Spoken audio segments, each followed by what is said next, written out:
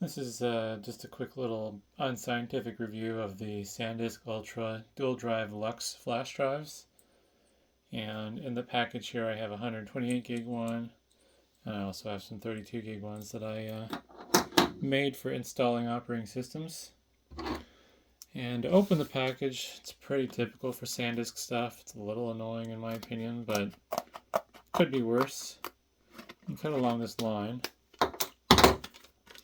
and then you kind of have to find the split, which doesn't always work out. As you can see, I had difficulty with the other two as well. Might need to cut it a little lower.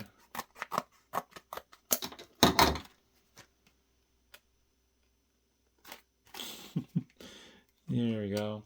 Packaging's a little frustrating to get open. So you can either open like a pouch like this and slide it out, or you just rip it apart. And then you have to fiddle with this peeling plastic stuff.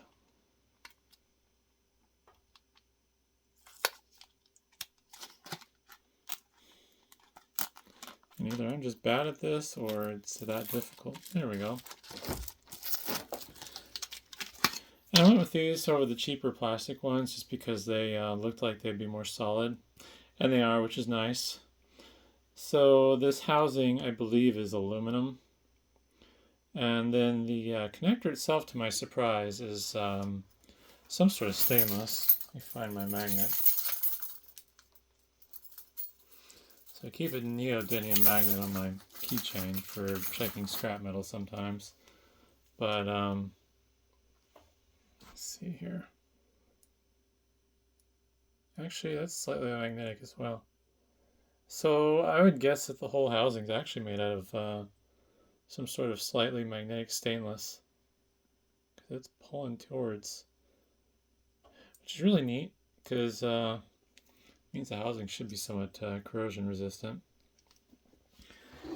I'm conflicted about the swivel locking mechanism. It's kind of hit or miss. This one's actually not very good at all compared to the other two. There we go. Kind of fiddly. It's weird because these were better than that. They seemed like they were getting a more positive lock. It's unfortunate. The higher capacity one I have is not quite as good at locking in place. Wonder what's going on there. There we go. Yeah, just that one's really fiddly. These give a more positive lock when you flip them around. Yeah, maybe not. I think it's kind of hit or miss, but it's good enough. Odds are I'm probably going to keep these in the USB A position just because that's what I'm more likely to end up using. People are mentioning these get hot, but the 32 gig ones, I basically filled them up and they just got mildly warm, so maybe with the USB C faster transfer speeds, they might actually get a little warmer. I did find that the transfer speeds were kind of hit or miss with USB A. They were just all over the place, and you can run synthetic benchmarks and get numbers, but reality is synthetic benchmarks aren't the same as actually copying files. So speed-wise, they're just kind of, it's whatever. If you want something faster, you'd probably want to get like a USB C NVMe SSD that you can plug in your computer. But it is handy having the choice between A and C, because some laptops will have both, but a lot of modern laptops just have C. Well, this gives you a more universal functionality and compatibility. I'm curious.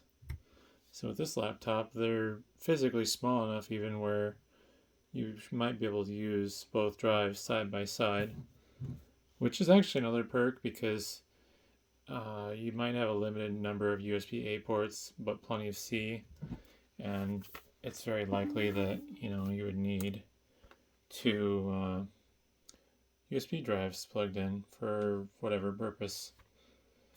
As you can see, they show up there in Windows. One's Windows 10 installer, and the other one is just empty since I just opened it. But overall, I feel like what I paid for them, the price is fair. I'm not sure how I feel about that locking mechanism being a little goofy, but it's probably not going to matter in reality as long as it stays consistent. Feels like it's an alignment issue on this one. I suspect, might be pretty hard to do. I suspect if you wanted to, you could poke a wedge down this gap here and spread this apart enough where you could just remove this from the housing if you wanted to. Only reason that's really there is to protect the other port, but if you're storing them in a way where they're not going to get damaged, then it doesn't really matter. And running a little lanyard through this, I guess, would be handy, but it just kind of depends what you're doing. For me, these aren't really going to be like travel drives as much as they are just tools, utility drives. But yeah, they're definitely nice. Finding out that they're made out of solid stainless basically is a bit surprising and pretty cool. So hopefully that's helpful, and thanks for watching.